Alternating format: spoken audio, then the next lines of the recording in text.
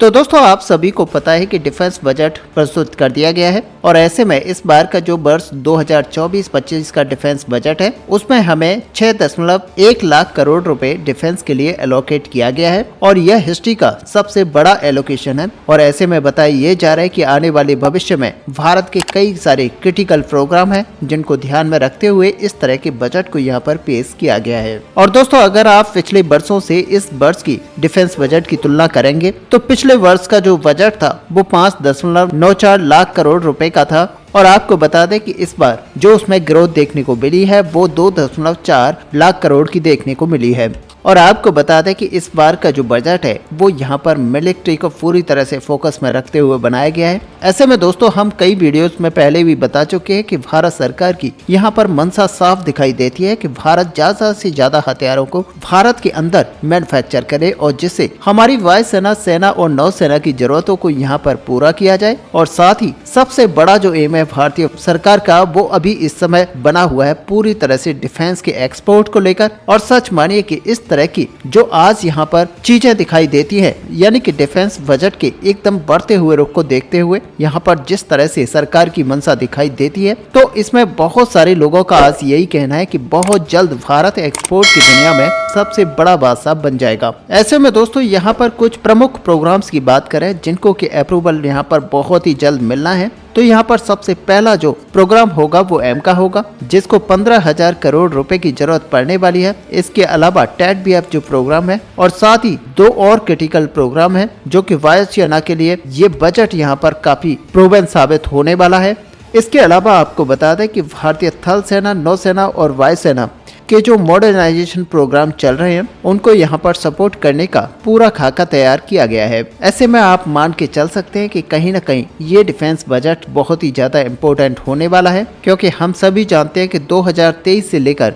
2030 का जो समय है ये भारत के लिए एक प्राइम टाइम होगा क्योंकि इसी अवधि के दौरान बहुत सारे जो प्रोग्राम्स हैं वो यहाँ पर इम्प्लीमेंट किए जाएंगे यानी कि उनको धरातल पर लाया जाएगा जिससे कि हमारी जो वायुसेना का भविष्य तय होगा, हमारे थल सेना और नेवी का भी यहाँ पर भविष्य तय होने वाला है। और दोस्तों इसीलिए इस डिफेंस बजट को काफी ज्यादा इम्पोर्टेंट माना जा रहा है। और दोस्तों साथ ही बता दें आपको कि द बायर की रिपोर्ट में जहाँ एक तरफ कहा गया था कि अमेरिका अब हमारे ड्रोन्स यानी कि 31 की संख्या में जो MQ-9 ड्रोन्स भारत यहाँ पर खरीदने के लिए अमेरिका के साथ डील करना चाह रहा था वो यहाँ पर अमेरिका की तरफ से कैंसिल की जा रही है यानी कि अमेरिका की तरफ से इसको होल्ड पर रखा जा रहा है। और ऐसे में अगर सही मायने में देखा जाए तो काफी लंबे समय से ये डील यहाँ पर होल्ड पर बनी हुई है। और इसी के चलते द वायर की जैसे यहाँ पर रिपोर्ट आती है तो उसमें साफ कहा जाता है कि अमेरिका अब यहाँ पर इस डील को नहीं करना चाहता। और जैसा कि दोस्तों पिछले दिनों में आपने सुना कि किस तरह से खालिस्तानी आतंकवादी को लेकर अमेरिका यहाँ पर भारत के साथ में इस तरह की डील्स को कैंसिल करने की बातें कर रहा है। लेकिन दोस्तों सबसे अहम बात यह है कि भारत के साथ अमेरिका की जो दूसरी डील्स हैं,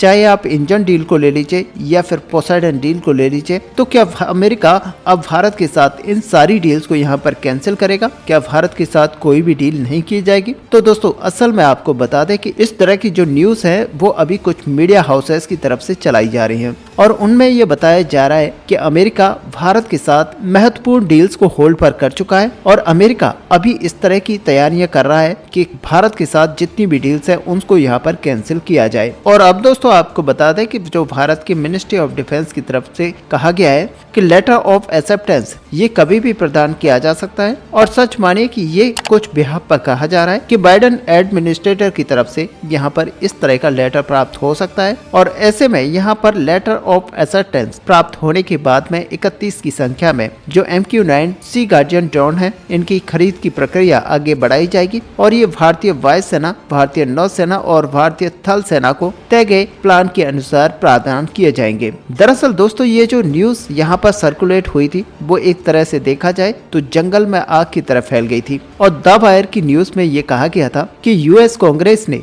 जितनी भी डील्स है उन सबको ब्लॉक कर दिया है और भारत का जो प्रयास था डिफेंस टेक्नोलॉजी को प्राप्त करने का, उस पर भारत को एक बड़ा झटका यहाँ पर लग चुका है। लेकिन दोस्तों ये जो खबर है ये इनएक्यूरेट है और द वायर की तरफ से एक तरह से देखा जाए तो ये एक फेक न्यूज पब्लिश की गई थी। असल में दोस्तों अगर देखा जाए तो यहाँ पर द वायर की जो न्यूज थी, इस पूरी न्यूज को खालिस्तानी पन्नू आतंकवादी के हिसाब से जोड़कर देखा जा रहा था। ऐसे में दोस्तों आपको बता दें कि 31 की संख्या में जो ड्रोन्स यहाँ पर खरीदे जा रहे हैं, इनमें से भारतीय नौसेना के लिए 15, भारतीय वायुसेना के लिए 8 और भारतीय थल सेना के लिए 8 की संख्या में ये ड्रोन खरीदे जाएंगे। और टाइमलाइन की अगर बात की जाए तो यहाँ पर टाइमलाइन अभी तक तो स्पष्ट नहीं है, लेकिन बताया ये जा रहा है कि मार्च 2024 तक ये जो ड्रोन्स हैं यहाँ पर मिलना शुरू हो जाएगा। और अगर सही मायने में देखा जाए तो यहाँ पर डील सही टाइम पर साइन की जाती है तो ये बड़ी बात नहीं होगी कि भारत को ये टाइमली मिलना स्टार्ट हो जाएंगे। अब दोस्तों यहाँ पर ये जो न्यूज इस तरह की निकल कर आ रही है कि भारत को ये ड्रोन्स मार्च 2024 से मिलने स्टार्ट हो जाएंगे, तो ये थोड़ा सा लगता है कि ये इनएक्यूरेट न्यूज है।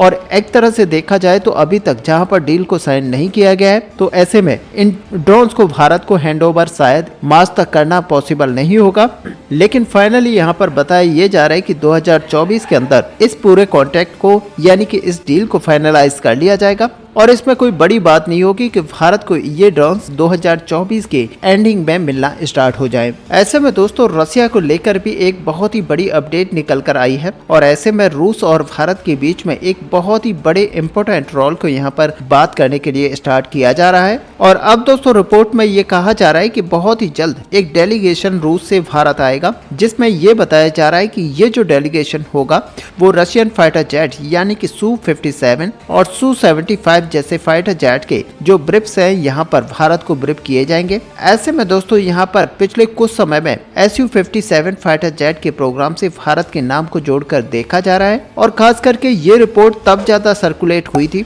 जब मीडिया में ये खबरें सामने आई थी कि पाकिस्तान को चीन की तरफ से FC-31 दिया जा रहा है। इसको आगे चलकर J-31 नाम से जाना जाएगा और ये एयरक्राफ्ट पाकिस्तान की जो सेना है उसकी ताकत को यहाँ पर बढ़ा देगा। और दोस्तों ये सच भी है कि अगर पाकिस्तान को ये फाइटर जेट मिल जाता है तो एक तरह से देखा जाए तो 5th जनरेशन फाइटर जेट मिलने की वजह से पाकिस्तान की वायुसेना में यहाँ पर बढ़ोतरी तो होगी ही, लेकिन इसका मतलब यहाँ पर ये नहीं होगा कि पाकिस्तान भारत को डोमिनेट कर सकता है, क्योंकि भारत के पास आज भी उस तरह की पावर मौजूद है जो कि पाकिस्तान अगर 5th जनरेशन फाइटर जेट को यहाँ पर पा भी लेता है तभी भारत यहाँ पर पाकिस्तान को एक जबरदस्त शिकस्त दे सकता है। ऐसे में दोस्तों यहाँ पर भारत के बारे में ये तक कहा गया कि भारत का जो एम का प्रोग्राम है वो काफी लंबे समय तक नहीं आने वाला है और ऐसे में भारतीय वायुसेना के अंदर इस तरह के फाइटर जेट जो कि 5th जनरेशन के होंगे वो जुड़ने वाले नहीं हैं। और बताया ये जा रहा है कि जब तक भारत का एम का यहाँ पर 2034 तक बनकर तैयार होगा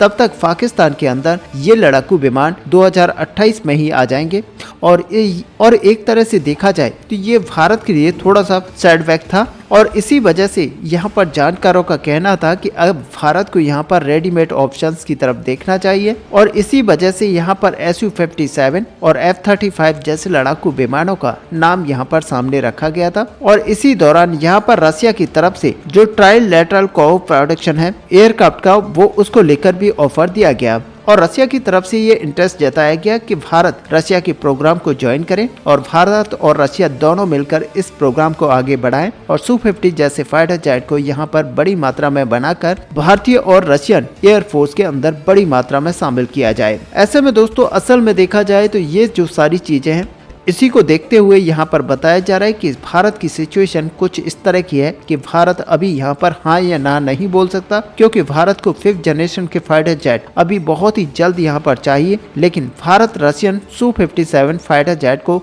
तुरंत ही हाँ नहीं बोल सकता। लेकिन दोस्तों भारत को अगर रसिया की तरफ से कुछ अच्छा ऑफर दिया जाता है तो डेफिनेटली भारत इस प्रोग्राम को ज्वाइन करेगा, क्योंकि भारत ऑलरेडी रशियन विमानों को यूज करता है और रशियन विमानों के जो कल पुर्जे हैं को भी भारत अपनी लोकल मैन्युफैक्चरिंग के अंदर बनाना स्टार्ट कर चुका है। और ये पॉजिटिव होगा कि भारत के अंदर Su-50 जैसे फाइटर जेट को बनाना स्टार्ट किया जाए और भारतीय वायुसेना के अंदर शामिल किया जाए। लेकिन दोस्तों अभी कुछ कहा नहीं जा सकता कि आखिरकार भारत इस पूरे प्रोजेक्ट के अंदर इंटरेस्ट लेगा या फिर नहीं लेगा और भारत कौन से फाइटर जेट को रेडीमेड ऑप्शन के तौर पर चूज करने वाला है। वैसे दोस्तों आपका यहाँ पर क्या मानना है कि भारत को यहाँ पर अमेरिका का F-35 फाइटर जेट लेना चाहिए या फिर रसिया जैसे दोस्त के साथ मिलकर Su-50 जैसे फाइटर जेट को बनाते हुए भारत के अंदर मैन्युफैक्चर करना चाहिए और भारतीय वायुसेना में इंडक्ट कराना चाहिए। आप अपना व्यू हमें कमेंट पर लिखकर जरूर बताएं। साथ ही अगर वीडियो आपको अच्छी लगी हो तो लाइक और शेयर करना ना भूलें। मिलते हैं नेक्स्ट वीडियो में, तब तक के लिए जय हिंद जय भारत।